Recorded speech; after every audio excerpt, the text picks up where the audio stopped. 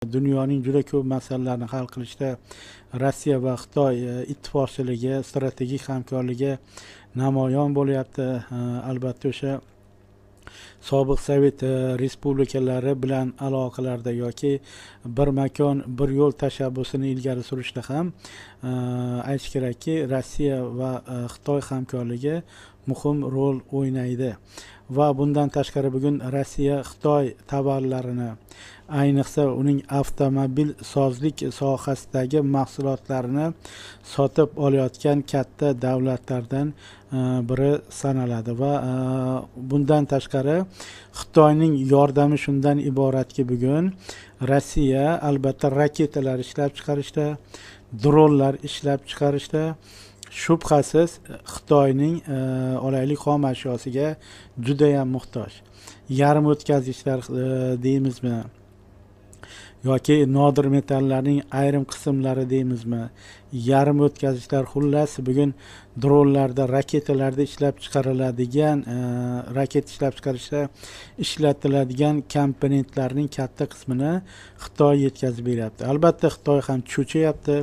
Amerika Qo'shma Shtatlari, Yevropa Ittifoqi sanksiyalar ichishdan va shuning uchun ko'proq masalan olaylik Xitoy Rossiyaga tovar jo'natishda albatta o'sha ikki maqsad uchun ishlatiladi, ya'ni ham harbiy maqsada ham sanoatda ishlatiladigan mahsulotlarni masalan korobkaga o'rab, bu xolodilnik yoki pilosos sifatida eksport qilyapti Rossiyaga yoki Shimoliy Koreya orqali jo'natayotgan holatlar ham bor. Shu ma'noda bugun Ukraina prezidenti Xitoy Xalq Respublikasi Rossiyani to'xtatishi mumkin bo'lgan, tinchlikka yo'naltirish uchun bosim ko'rsata oladigan davlat sifatida e'tirof etyapti. Nazarimda o'sha bu fikrlarda ham jon bor.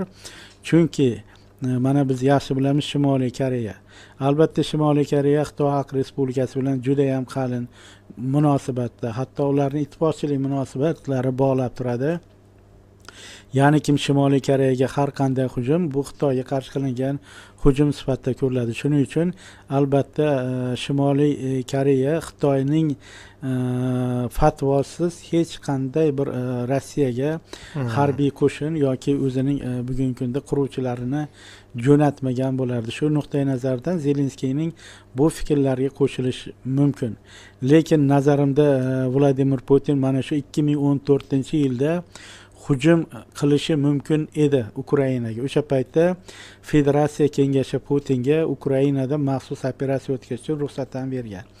Lekin o'sha paytda yaxshi tushundiki, bu hujum amalga oshirilsa, o'sha paytda Rossiya qattiq qashqatqich mag'lubiyatga uchrashi mumkin edi. Shuning uchun aytish kerakki, 8 yil mobaynida Rossiya bu urushga juda ham katta tayyorgarlik ko'rdi. To'g'ri, Xitoyning ta'siri juda ham katta Rossiyaga nisbatan, lekin hozirgi kunda Xitoy ming uringan bilan Rossiyaga 100% ta'sir o'tkaza olmaydi.